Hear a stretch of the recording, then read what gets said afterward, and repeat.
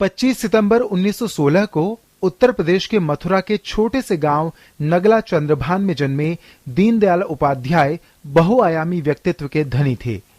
इस महान व्यक्तित्व में अर्थचिंतक, शिक्षाविद, राजनीतिज्ञ, वक्ता, लेखक और पत्रकार और कुशल संगठनकर्ता जैसी कई प्रतिभाएं छिपी थीं। पंडित दीनदयाल उपाध्याय का बचपन काफी कठिनाइयों में बीता, लेकिन तमाम दिक्कतों के बावजूद उन्होंने अपनी पढ़ाई पूरी की। कानपुर के एसडी कॉलेज से बीए की पढ़ाई के दौरान उनकी मुलाकात सुंदर सिंह भंडारी, बलवंत महासिंघे जैसी शख्सियतों से हुई, जिसके बाद उनमें राष्ट्र सेवा की भावना और प्रबल हुई। इसके बाद वे राष्ट्रीय स्वयंसेवक संघ के कार्यक्रमों में काफी रुचि लेने लगे। वे नानाजी देशमुख और श्री भाव जुगादे के संपर्क में आए और संघ की गतिविधियों में रुचि लेते लेते खुद भी इनका हिस्सा बनते चले गए। इसके बाद आरएसएस के लिए पूरा समय देकर काम करने लगे और 1955 में उत्तर प्रदेश में संघ के प्रांतीय ऑर्गेनाइजर बनाए गए। इसके बाद दीनदयाल उपाध्याय तत्परता से राष्ट्र सेवा के मिशन पर निकल पड़े। 1951 में पंडित जी ने उत्तर प्रदेश में एक राजनीतिक सम्मेलन का आयोजन किया और भारतीय जनसंघ की राज्य इकाई का गठन किया। इसके ठीक एक महीने बाद एक राष्ट्रीय सम्मेलन आयोजित किया गया, जिसकी अध्यक्षता डॉक्टर श्यामा प्रसाद मुखर्जी ने की। इस सम्मेलन के पीछे की सक्रिय शक्ति थे पंडित दीनदयाल उपाध्याय।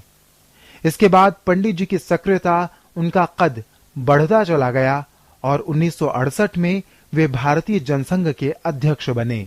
पंडित दीनदयाल उपाध्याय की संगठनात्मक कुशलता बेजोड़ थी। उनकी इस खूबी पर डॉक्टर श्यामा प्रसाद मुखर्जी ने कहा था कि अगर भारत के पास दो दीनदयाल होते तो भारत का राजनीतिक परिदृश्य कुछ और ही होता। जनसंघ को खड़ा करने का श्रेय इन्हीं को जाता है। इनके विचारों को ही जनसंघ की विचारधारा के रूप में स्वीकार किया गया। पंडित दीनदयाल उपाध्याय को साहित्य से एक अलग ही लगाव था और इसलिए वे ताउम्र साहित्य से जुड़े रहे। उन्होंने चंद्रगुप्त नाटक लिखा, जिसे काफी सराहना मिली।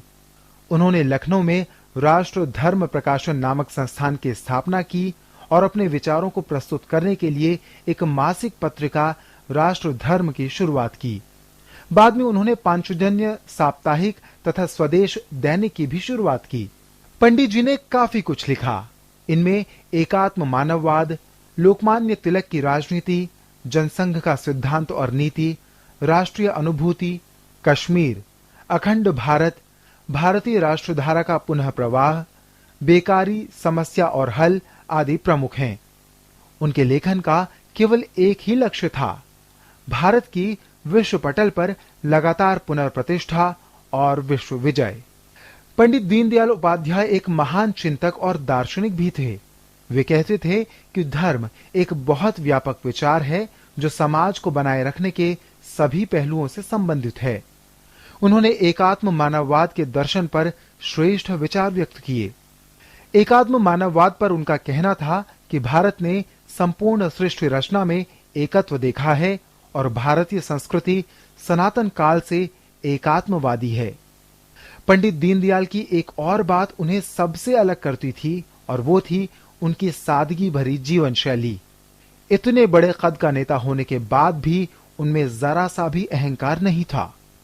पंडित दीनदयाल उपाध्याय 1953 से 1968 तक भारतीय जनसंघ के नेता रहे।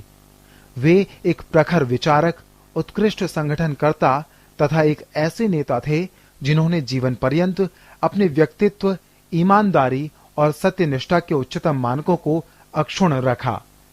वे भारतीय जनता पार्टी के जन्म से ही पार्टी के लिए वैचारिक मार्गदर्शन और नैतिक प्रेरणा के स्रोत रहे हैं। पंडित जी ने अपने जीवन के एक एक क्षण को पूरी रचनात्मकता और विश्लेषणात्मक गहराई से जिया। Bureau report, DD news.